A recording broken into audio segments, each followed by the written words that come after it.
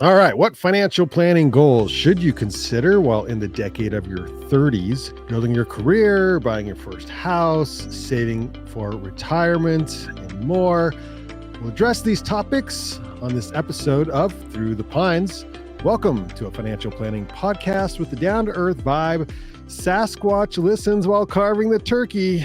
I think he's keto now. I think that's the deal. This is Through the Pines, our financial wizards this week from planwithbaxter.com include the man himself, Rex Baxter. And then in studio, we are privileged to have Brandon with a Y and two cameras on him, also with Plan with Baxter, Brandon Smith. So thanks, gentlemen, for joining us. Let's dive right in to financial planning in your 30s. Now, Brandon, you said this was hard for you, which I don't know why, because you're in your 30s. And so what happened and why was it so difficult? Well, thanks for having us. I thought it would be a piece of cake, right? I like to put together these outlines and, make sure. And it's fun to put them together because it really polishes, I feel like polishes myself off as I think, all right, if I'm in my 30s, what really are, as my advised clients in my 30s, what is most important? And it was, I don't know why it was hard. I really don't. But I ended up really liking our outline for today. So. Okay, well, you started off by talking about building your career. My first question would be, okay, well, even in your 20s, when you first get your first job, are you saving at that point already for retirement, or do you wait till your 30s to save for retirement? But you're building your career, so do you just not worry about retirement and build your career instead? I think that's exactly why it was hard. Because as I looked through this, and you see I've seen so many people make good decisions and bad decisions in their 20s and 30s. And how can you tell what's going to pan out or not, right? Sometimes you have to take risks.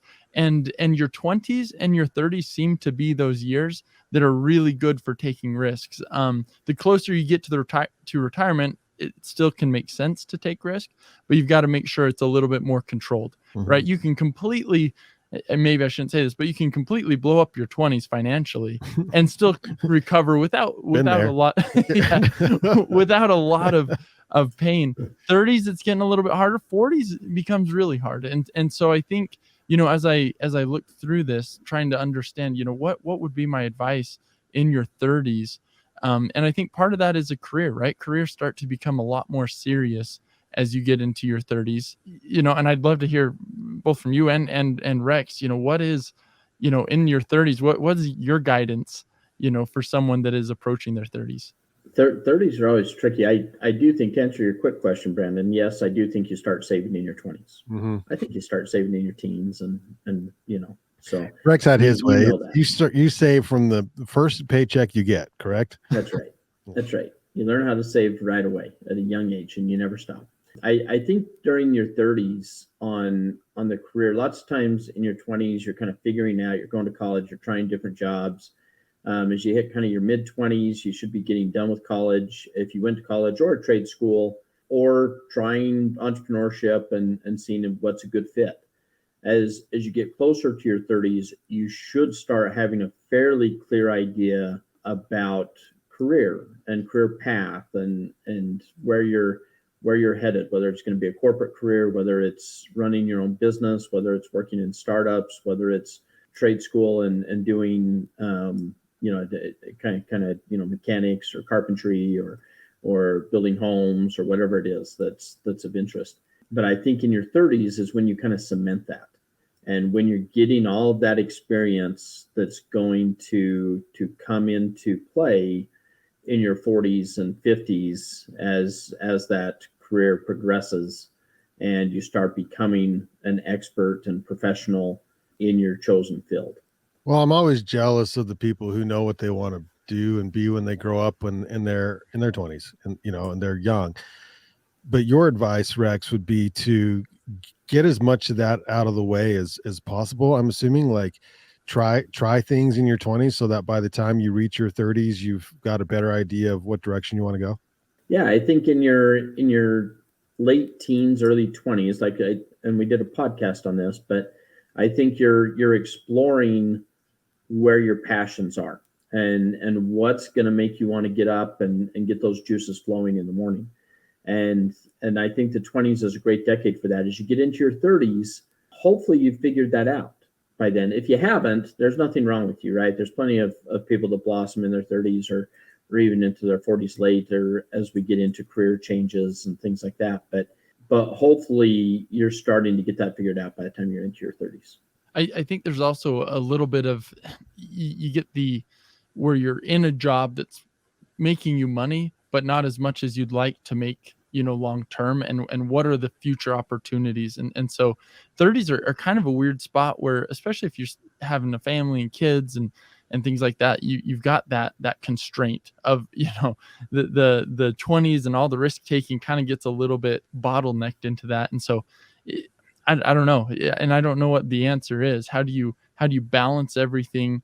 I've got a lot of friends that still are trying to figure out exactly what they want to do. And in your 30s, when you have all the financial responsibilities, which you often do, how do you balance going out and pursuing, one more idea or one more venture? It can be difficult, not impossible by any means, but difficult. And by 30s, we're like, 30 to 39, right, Rex? Right. Yeah. Thank you. In other words, there's time, I guess, to figure that out. So, which is good, because sometimes we need all the time to figure that out. So you have in the notes, think about 10 to 20 years out and 30 years out. So what does that mean as far as career building? Because does that assume that we have figured out what we want to do? 40s and 50s oftentimes are your highest income earning years. And so setting yourself up for that and being conscious of that in your 30s, I think, is really important. Okay. Just to say, hey, where do I want to be, and how do I make sure I maximize those years? Yeah. Rex? I think as we talk about this, I'm going to keep referencing, I can feel myself, I'm going to keep referencing 20s too. and so I think in your 30s, it's important to think that 10, 20, 30 years out. You should be, as you're looking at careers, as you're looking at paths, you should be saying, okay, what is a typical path look like? What is the upside of this career path? How high can I go? What is the limit? And where do I want to take that? And talk to people that have been in that career for 20 or 30 years. It's interesting, but back in high school, they always had the career day, right? And everybody either, skipped school, or they went with a parent and went to lunch with mom or dad and kind of goofed off for the day and saw the good parts of the business and none of the bad. Well, I think during, when you get into your, did that hit a little too close to home? That's not why you're laughing. So no, I think. Did you actually do that? Did you go to the career day and see what your parents? Well, every day at school was career day for me, right? I mean, my dad was a school counselor. Wow. Okay. And so, so every day I went to junior high, it was career day. Mm-hmm. So I just got lucky that way, I guess. Do you know, I never knew that. I didn't know what he did. Oh, you didn't know what my dad did? No, yeah. I didn't know. So yeah, he was the junior high school counselor during my junior high years. So I got lots of career days. But I think during your 30s, it's important to look at that and talk to other people that are in those careers and say, is this what I want? And I think that's why a lot of people have a hard time deciding what they want to be when they grow up, right? When they're in their 30s and they're saying, wow, do I really want to do that for 20 years or 30 years? And I think as people look at that, they become a little disenfranchised sometimes with where they've landed initially on that career scale. And this is a good time during the 20s and 30s to explore and to say, okay, well, maybe I should take a risk. And a lot of that is dependent upon the responsibilities you have. Do you have a house? Do you have debt? Do you have kids? What responsibilities do you have? And that's one of the reasons why we want to save and why we try and keep debt so low, is so that you have that flexibility, so that you have choices. Life is about maximizing the number of choices so that you can explore that, especially in those 20s and 30s. It's so critical. Well, I can sort of speak to that. I'm glad I was saving recently to make a career change. And breaking news, I'm not in my 30s anymore. So we'll talk about that later because we're talking about 30s now. But let's just say you figured it out. You know what you want to do.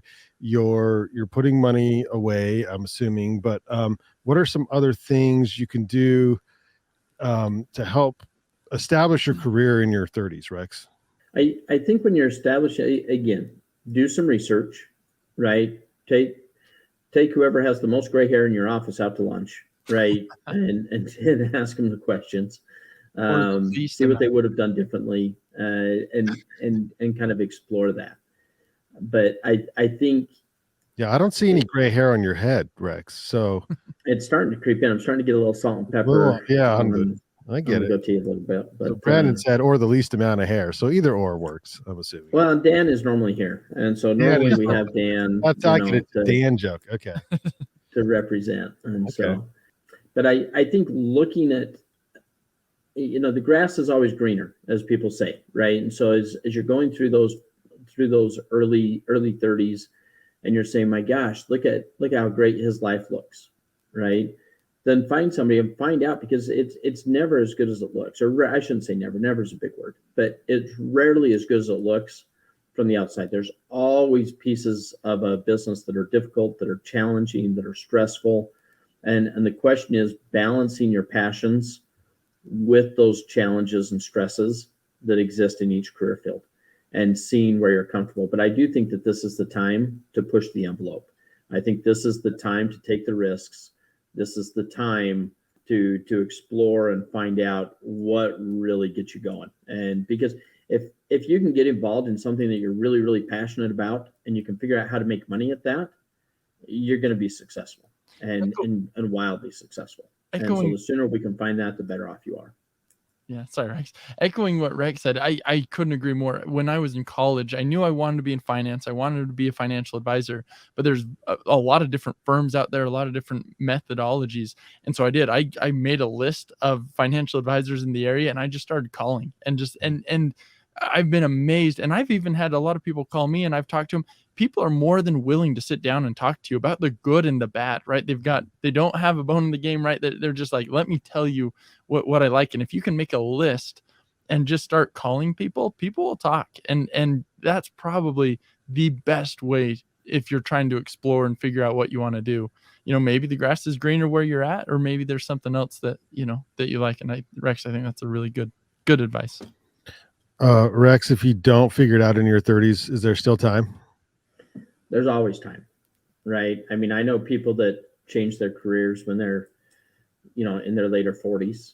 I know people that have changed their careers. My original partner, back when I started at Merrill Lynch, had changed careers when he was in his 50s, and had started a second career.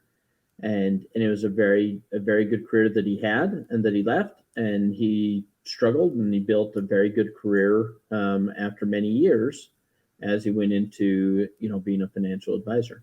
So, and I know people that are retiring, right, at 62 or 65, different ages, that are starting another career, that are saying, hey, look, I've worked all these years, but really I'm passionate about A, B, and C. And so I'm going to go and I'm going to try and see, because now I've got the experience, I've got the connections, I've got the contacts, I'm fairly set financially, and so I want to be careful on how much I spend on this next career, as far as chasing it. But I'm passionate, and I think I can make a difference here. And so I don't think it's ever too late. Interesting story. Right before this podcast, I met Phil, who introduced himself. He's a retired wildlife biologist, and he wants to be a podcaster. And so that's awesome. Yeah, I mean, he's got stories to tell, right? He's been in, and so yeah, I guess you could always pick up something new. The hobby that makes money, it's a little easier if you have a retirement backing your hobby, but you can always change, I guess, is the lesson there. So yeah, I think I was a biology major for a quarter. So you were? Oh my head. I think I went through so many majors during college trying to figure it out. So yeah. Well, I'm still trying to figure out life. Okay, so 30s. Typically, a lot of people get married and they want to buy a house. And real estate right now in 2022 is very interesting. 6-8 months ago, it was a little easier, but I did watch a YouTuber, financial sort of famous financial guys sort of say, well, it's sort of even. In other words, the homes were, or the rates were lower maybe 8 months ago, but the houses were a little more expensive. And now the housing's dropped a little bit. Now the rates are a little bit higher. And so it's sort of evening out, but not quite. But how do you, what's your ideas, or how do you get into your first piece of real estate in your 30s? Buying your first home is the hardest because you haven't had the time to let the equity build up, and usually most people use that equity to flip their house into something nicer. So what's some real estate hacks to buy your first home when you're not making the maximum amount of money yet because you're just starting out in your career? I'd reference our real estate podcast. Yeah, for sure. That was helpful. Yeah, that was really good. I think my advice is not to panic. Right. I graduated college and interest rates were low at that time. I was like, oh my gosh, they're never going to be this low again. I'm going to get into it. Right. Like, and I over panicked. And so I think it's important not to over panic. At the same time, I've run into more plans than you'd think, where people have literally not ever bought a house, where they've rented their entire career. And is that still doable in retirement? Sure. But now we've got to come up with another $1,000 to $2,000 a month of rent on top of that. And that makes it incredibly difficult. And so, long term, we want to get into real estate, 9 times out of 10. But it's important not to panic and do something dumb, right? Yeah. It always needs to be done within the realms of affordability. Yeah. When you buy a house, are you going to be able to make those payments? Because if the answer is no, let's not do something that gets us into bankruptcy, down the road and delays our plan by 10 years. And so I think, being conscious about getting into real estate, not panicky, but conscious, and then moving on that when the opportunity is there is probably the best advice for a home. Rex, I think personal stories really help with this. I don't know if you mind sharing how you got into your first home. Were you in your 30s? No, I married into my first home. You really did? Yeah. Jen, my wife, Jenny. It's one way to get there. It is one way. It is one way. So all you 30-year-olds that are single, just go find someone who already owns has a home and just marry into it. Right. That's my best advice. That is not the worst advice. On this podcast. So no, yeah. So my wife had bought a home through a series of circumstances, and so when we got married, she already had a home, and so that was our first home, and we stayed in that home for about maybe 3 years before we upsized our home.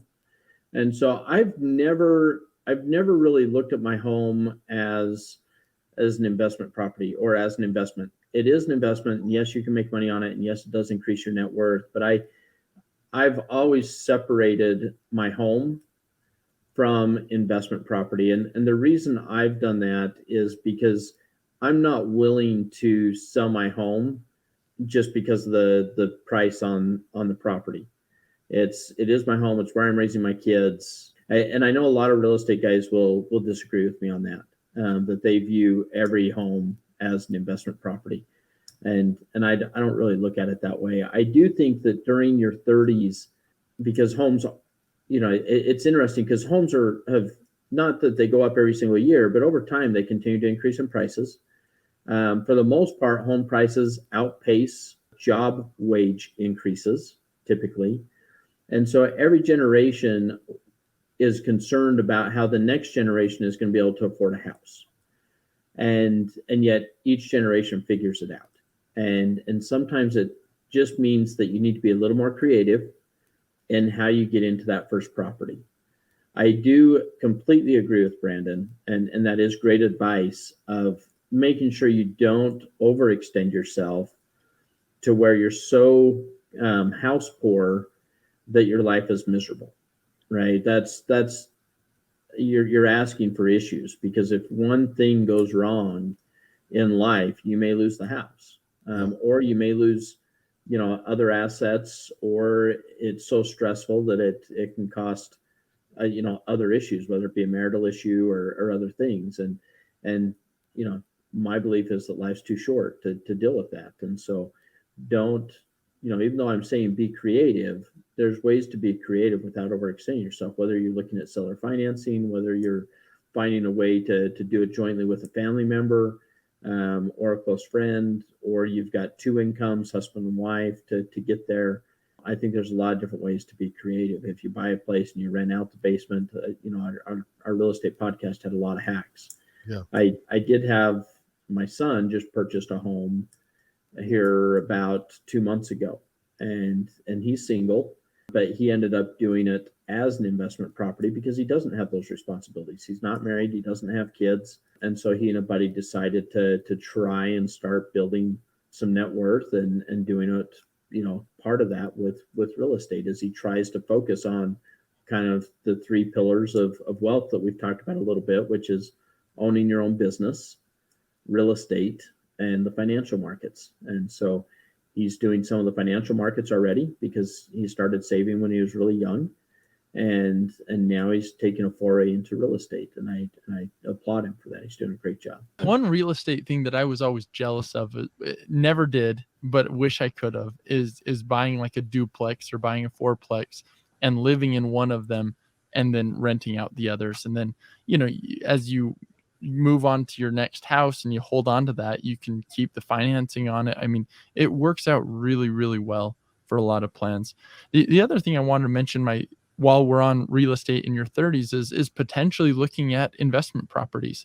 It just so happens if you're in your 30s and you get a 30-year mortgage, right, that puts you at about retirement age, where that property gets paid off and becomes an income stream. And so I think, looking at an investment property makes sense, with the caveat of the one before, that within the bounds of affordability, right? What happens if rents come down? What happens if you can't rent it for a few months? But if you can afford it and you're there, I think a rental property in your 30s can make an incredible amount of sense. Rex, talk to us about retirement savings and how to do this in your 30s, which is probably, let's see if I'm on camera. Oh, back. I'm back. Which is good. Which is probably the best time to start putting at least 10% away, right? Because the longer you wait, the harder it is to put 20 or 25, because now you're behind. So if you can start in your early 30s or 20s or 17 when you get your first job, that's best. But how do you build your retirement savings as efficiently as possible beginning in your 30s? Yeah, by your 30s, I'm hoping that it's fairly automatic. I'm hoping that it's already been in place, that you're already used to saving at least that 10% of your income towards retirement. We should be working up to that 15% if we can. If we're not there already. Right. Is that new, Rex? Like it's been 10% forever. Is 15 the new 10%? Like, why are we saving more all of a sudden? No, I don't think it's new. I think that over time, I think there's a little more risk to the Social Security system, to where it doesn't kick in till later. As far as a full retirement with Social Security, there's concerns about, what changes may happen to keep Social Security viable. And I think when the 10% first came out, that was part of the movement from pensions to defined contribution plans. So defined benefit plans being pension plans, and defined contribution plans being that you're defining how much you're contributing, like a 401k. And that happened back in the 70s. And so back then it was kind of the rule of thumb that save 10% and that'll supplement some of your income in conjunction with a pension and with conjunction of Social Security. Well, pensions are becoming far and few between. A lot of them have stopped. A lot of them have been frozen.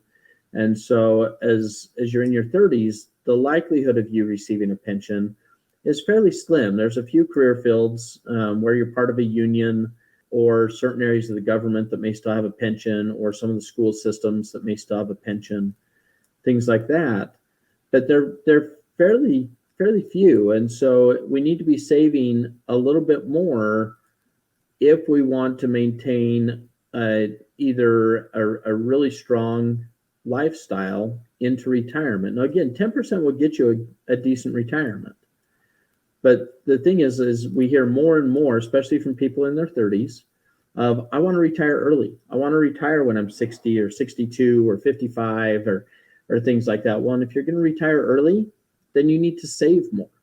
There's only so many variables that you can play with when you're done with retirement. And one of those is your savings rate. One is how aggressive you are. One is your goal when you want to retire, and one is how much money you're going to spend in retirement. And so when you're in your 30s, if that's what you're thinking of, then we need to be saving more. And so that's why we kind of lean towards that. Now, you guys have fancy calculators. I mean, you have fancy software programs to tell you just exactly where you need to be in retirement. But I'm wondering if there's some rules of thumb. Rex, you had some of these rules of thumbs before, but and your incomes will go up over time. But like, let's just say you make $50,000 a year, and you want to make sure that you can retire. Is there like a percentage or a certain times your annual salary that you should have in the bank for when you retire? So the variable, I was just doing a plan the other day for a younger person, a real saver, go getter, right? And when you're in your 30s, the amount of variables that are going to happen before you hit 65 or 55, whatever it is, there are so many, we can't predict them perfectly. And so really in your 30s, what we're trying to do is position yourself so that you're at least at a minimum, in my opinion, and a minimum on track to maintain your current lifestyle. Mm-hmm. But then if you can overfund it or front load it, that's even better. We can save a little bit more to potentially retire early or hedge against weird career changes or something like that, right? And get ahead of it. But oftentimes in your 30s, right, you got your higher mortgage, right? That's going to stay flat the rest of your life, but your income should go up. You've got kids, you've got all these other expenses. And so a lot of times people in their 20s or 30s are saying, hey, I'm just trying to, get by. And so we're just trying to position them, as best as possible. And so, I mean, a couple things they can do there is absolutely take full advantage of that employer match. If you have a 401k at work and they offer a match, which is, doubling your money overnight, risk-free, take full advantage of that, no matter what. No matter what's a big word or big phrase, but as Yeah. long as you can reasonably do that, absolutely, let's take advantage of that. And then also the Roth, right? If you're still in your lower income years, let's pay the taxes up front, let it grow tax-free and be tax-free as we pull it out in retirement. So yeah, that would, I guess, be my advice. Rex? I think one of the gaps that I see a lot of 30-year-olds have is the lack of an emergency fund, which I don't know if that it certainly falls into savings, right, and financial stability. But I think that's one of the biggest gaps I see in 30-year-olds when I sit down with them and we go through their financial plan is most of them are starting to save in a 401k plan by the time they're 30s because do they think their 401k is their safe fund at all, or they're like, no, that's just my retirement? Or no, do they think really. that's part of their They just think that that's part of their retirement for most of them. Okay. Every now and then they'll think, well, I could get, the principal of my Roth and things like that, different strategies if they had to. But most of them think it's for retirement. But I think most of them think that having half of a month's spending in a savings account is their emergency fund or somewhere in that ballpark. And I can't stress enough, especially in your 30s, because there's a lot of things that happen in life in your 30s to where, job changes, unexpected. We're going into a more difficult economic cycle at this point in time. And we're seeing more layoffs in the media, and you have zero control over that if you're in the corporate world. And so if you get downsized, if you get laid off, if you have a medical issue, or one of your kids has issues, or something happens, you bought a house and all of a sudden the roof leaks because you had to buy kind of an older beat up house to get into it. And so it's so critical to make sure that we get that emergency fund. And the higher risk your life is, so the older the house, the more I guess vulnerable you are in your work or career, the more we lean towards that 6 month of savings. And I think this is where it's really important that you're just brutally honest with yourself. is sometimes keeping that emergency fund in the same financial institution as where your checking account is sometimes just too easy. Sometimes it's too easy to say, gosh, we're gonna take this and use it for a quick family vacation, because it drives me nuts to see, that much cash in a savings account, and then we'll replenish it later. And that's not what an emergency fund is for. An emergency fund is not for your family vacation. Bummer. Hard to believe. Yeah, so, ruined everybody's life there. It was terrible. I know. I'm such a fun sucker. And so, I do think it's important. And the trick is that when a furnace goes out, you've got it there and you can replace the furnace. When your tires blow out and you have to replace your tires, you've got the emergency fund. But then as soon as you spend it out of there, then we tighten the belt, right? And we slow down the vacations, we slow down the fund, until we get that rebuilt back up. But that's one of the biggest gaps I see for a lot of people in their 30s. Where do you suggest people put their emergency fund then? Like just in their savings or in a separate bank altogether? So and again, if you're really diligent about not touching it except for emergencies, great. Keep it in the same financial institution. If that's not you, then I would look at other financial institutions, right? I would, whether it be an online bank, whether it be, the bank across the street, and you can link them, right? You can link that other bank or bank account to your, to your checking account, because it'll still take a day or two to get there, which means that you have to sleep on it and think about it and stew about it. And sometimes that delay helps you make better decisions. Okay.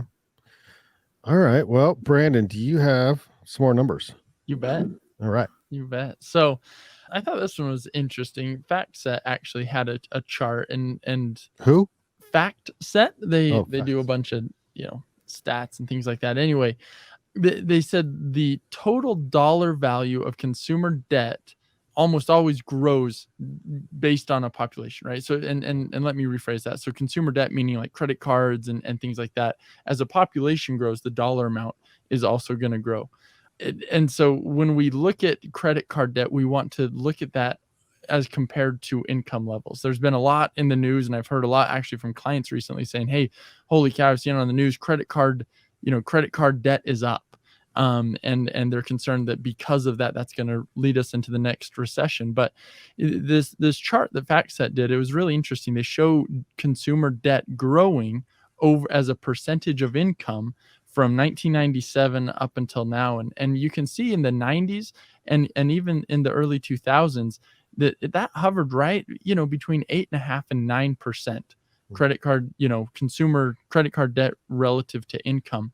2008 kind of scared everybody. And you saw that through 2008, people got scared. They tightened up. They pulled that consumer debt or that credit card debt down to where their payments were approximately 6.5% of their income. And then 2020 hit and it scared everybody, right? And you saw those drop really, really low. I mean, we dropped below 5% for just a little bit there. And then they've slowly been increasing, and now we're sitting at about 6%, a little over 6%. And so, the headlines are credit card debt is increasing. This is, the beginning of the end for the consumer. Reality is we're still in a really pretty healthy place. In fact, post 2008, we're still lower than where we've been most of the time. So anyway, I thought that was interesting. It is something we're starting to hear a lot more of on the credit card debt front. Okay, so let's talk about debt, Brandon. If you can give us some tips on how to keep that debt under control, because typically in your 30s is when you want to buy, you finally got your career going, and now you want to buy like a new car, and you're buying a new house, and now you want to buy some toys because now you finally have money. So besides a sailboat, Brandon, what should we spend our money on? How do we keep our debt under control? Sailboats are good to buy. Just bought one last week. Oh, for real? Yeah. Anyway, that's neither here nor there. So when you're looking at your debt, ideally we want to keep it below 35% of your gross amount. So if you take your debt payments divided by your gross income, 35% is the maximum we like to go. I know that banks will lend up to 45% sometimes, but that's almost sure disaster. 35% is also really tight. And it's all relative, right? These rules of thumb are not a perfect solution. A lot of it has to do with, lifestyle. It has to do with how much income you have, because if you got more income, 35%, although it's a higher debt number, it also allows you a little bit more discretionary income. And so 35% is, all student loans, investment properties, toy loans, car loans, mortgage, everything wrapped in. All of your debt payments should be less than 35%. But I would even point out that 35% is going to hurt a little bit, and isn't necessarily right for everybody. But as a rule of thumb, 35% max. Target is if we can keep it at a quarter, right? Pre-tax 25%, gross. So gross number. Yeah. So you take all your debt payments and divide those by, or your income divided by that. So Rex, I think those are great numbers. I do think every situation they're good. Those are solid. And we did a podcast on numbers, and those fall right in line with our podcast on numbers. How often do you see people hit that and maintain that? Like, is that a normal thing that I see people go over that all the time, right? Because you can justify anything, and people do. Yeah. And this is the age that typically does that the most, is kind of in their 30s, is they justify a long-term, typically negative solution for kind of a short-term benefit, meaning that for instance, they may say, well, but if I buy this newer car, it gets better gas mileage, and that better gas mileage is going to save me on my gas on a weekly basis, and therefore it frees up X amount of cash flow. 100% agree. You're right. And so even though it frees up X amount of cash flow, those debt payments, can just be strangling. And so I think this is the time to take a step back and look at what is good debt, what is bad debt. Not every advisor out there is going to have the same viewpoint, for sure on this, but I think mortgages, I think it's fine to go into a little bit of debt for a house, right? And possibly for an investment property if the numbers make sense, but without overextending yourself. Student, education's tough for me, because I worked through college and paid for college and ended up without student debt. I know, Brandon, we've talked about this before. You took out some student loan debt. And so that's tricky. I do think that you have to be careful there. And again, one of our rules of thumb is that you don't take out more debt than what the annual income is for that chosen profession. And so that may mean that you need to go to a state school, or you may need to go to a junior college first or something else to keep those costs down. Rex, but you're in your 30s, and it's hard to be humble in your 30s, and you want to buy all the things. So how do you stay humble? Like, what's your advice to, because you're gonna have some kids closely here to reach, you know what I mean? Like, what are you telling people, how do you explain it's not worth it? Like, hold the pattern. It's hard, because you want to keep up with your neighbors, you want to keep up with your friends, you want to keep up, you see what your parents are doing with all their toys now, right? And you want that now. It's the kind of give it to me now generation a little bit. And that's difficult. That's something that they need to work through. One of the books that I try to have kind of 20 and 30-year-olds read is The Millionaire Next Door, and talking about what that looks like, and how they're not trying to keep up with the Joneses, that they're making their own financial decisions that are best for them, and that match their income, not their neighbor's income, and match their goal pattern, not their neighbor's goal pattern. And that is hard. It's so difficult. It's so much easier said than done, for sure. All right, Rex, talk to me real quick about insurance. What insurance should we have in our 30s? Easy to be overinsured. As a matter of fact, when you're in your 20s and 30s, very, very few people do not know 2 or 3 people that sell insurance. And so That's not funny. Again, that may hit a little too close to home for some. And so I think Brandon and I are both, fans of term insurance. The other kinds of life insurance, whether it be, variable universal life, whole life, index universal life, second to die insurance, all of those have a place for very specific situations. However, those are not a cure-all for all of your financial needs. And too frequently, they're sold as that. And so I think you do need to be careful. Insurance is probably one of the most complex investments and financial products that we deal with. And so when you look at a life insurance policy, it may be a couple inches thick when you look at a life insurance policy. And if you ask anybody, very few have ever read that. My partner Brandon probably being one of those few. He's very up to date on insurance. Okay, very good. We talked about keeping your debt under control as much as you can in your 30s, which I think it's hard. Because you see your friend, you're still tight. You got your good friends from college or high school still, and you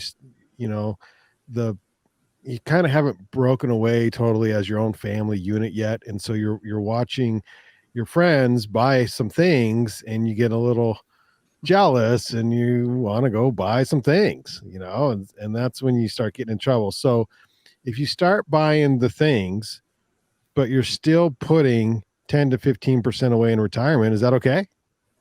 Yeah, absolutely. Yeah. And that is the financial freedom that we're searching for in a financial plan. Because there's such a thing as people who are saving too much and people who are saving too little.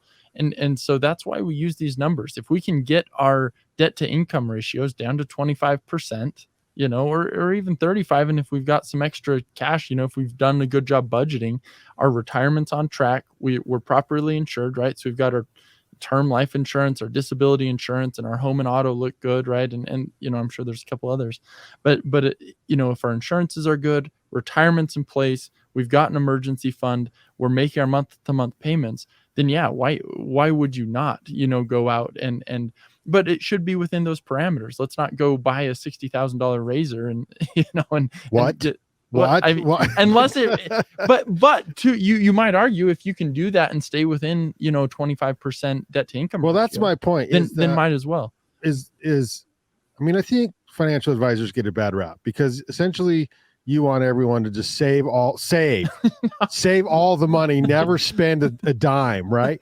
But if you've got your insurance and you're saving 15%, then what if we go spend the rest of that money? Is that a problem? No, I think you should. I think you should make memories. I think you should go and enjoy it. You should. The purpose of financial planning is to make the most of the money that you have. And even if that's a dumb decision sometimes, and we do that, we help people. Like usually these are people closer to retirement and they're spending way more than they should. I've had those conversations where you say, hey, you're likely to run out of money, and they're like, I don't care, I want to do this with my grandkids. But they're still putting money away. No, not in retirement, right? But they're on a bad trajectory. Yeah. There's no hope to get out of it. Yeah. And as long as they know, the outcome, we'll help them understand, what those choices are. And I think the same for in your 30s is that, it's not like 30s should just be a miserable time. And in fact, I always, my wife and we always talk about how little money we spend on toys and things, and how much fun we can have, right? Buy it. We bought an old trailer and we restored it, and we've loved that. We originally bought an old sailboat, and they're not expensive, and kind of took that out, and that was such a fun thing for us. And so I think you can have a lot of fun on a tighter budget, but man, the more expensive your toys get, the more expensive the repairs and the insurance and the licensing and everything else. And so it's important to kind of watch all of those things. So Rex, the goal here then would be make sure you're taking care of financially. You got your emergency fund, you're saving 15% of your income, you have your insurance taken care of. Go spend the rest on life. Like, that's great. Yeah, right? You can do that. Go life.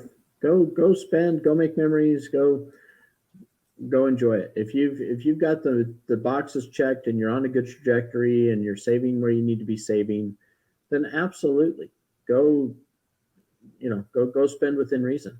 I think the problem comes is when people overextend and they justify, and they're like, well, I'll put this vacation on a credit card and we'll pay it off over the next 6 months. No, do it the right way, right? We save first and spend second. And instead of spend and then pay it off over the next 6 months or 12 months. And that's where people get in trouble. And that's what we're trying to get people to recognize is it's okay to do it the opposite way. And once you get yourself positioned to do it the opposite way, then that typically lasts you throughout your life. And then typically you're operating from a place of power, a place of freedom, and a place of security. And that's what you want to do. All right, who wants to take this before we bump out of here? Last thing, establish a living trust. So you're in your 30s. Most people don't think about the importance of trust. Weird. We have an entire podcast on this, so you can check out our Trusts podcast. But just as a reminder for those listening right now, why should someone in their 30s, Brandon, have a living trust?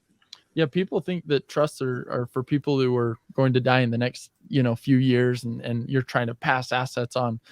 I mean, one point I always like to bring up is if you've got kids and you pass away, what happens, right? Like you've hopefully you've got life insurance in place. Hopefully you're building up a good net worth. I mean, if my wife and I were to pass away between, both of our life insurance policies, our term life policies, and, the net worth we've built, it would be a substantial amount of money that would be handed to our kids, as they came of age. And I can't think of a more fun 1 to 2, 3 years that they would have spending all of that money before it ran out and they were in like the deepest depression, anyone's ever been in. And they're like 4. Right. Well, they wouldn't wait. They'd wait till they're later, right? But when they receive that money and there's no direction with it, that's really dangerous. And so, I mean, we set up our trust such that we appoint people that would take care of our kids. If we were to pass away, we personally wanted to provide, monthly stipend per kid per month. That way the kids aren't a financial burden on the people that are raising them. And then essentially phase that into how do we pass that money on to our kids at various ages and stages of life, and what we would pay for and what we wouldn't. And so it's a way to really, I think most people would agree that giving even a 20-year-old an incredible amount of money all at once is a really good way to mess them up for the rest of their life, right? And some people can deal with it and get through it, but it, statistically speaking, I don't like my odds. And so a trust allows you to determine what happens with your money, when it happens, and who gets it. And so even though, I don't anticipate passing away and my wife either, right? We have that in place just in case, just the same reason you have life insurance in place for the unknown. It's interesting.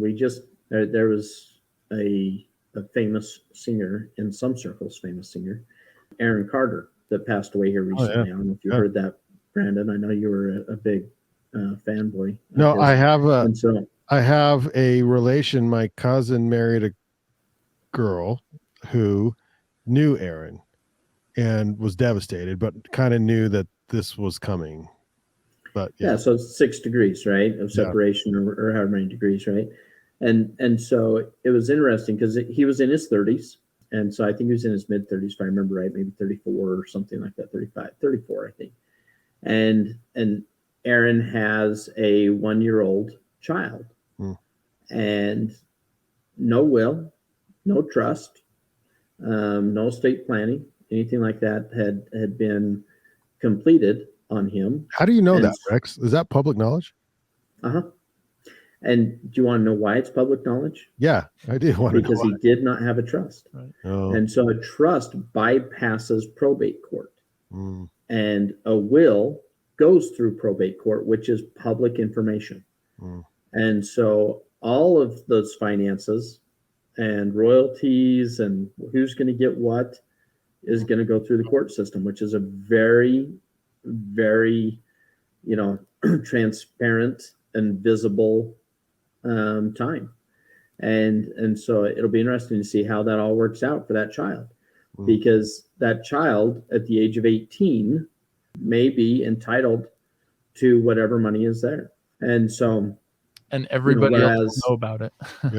yeah, everybody will know about it. And so it'll be interesting to see how many people are, kind of swooping in on that poor child. But yeah, I think there's many reasons why it's critical in your 30s to get your estate planning done. Doesn't mean it has to stay that way, right? You can amend it and modify it and change it over the years and things like that. But you want to be able to have a little bit of influence and a little bit of say on who gets what when.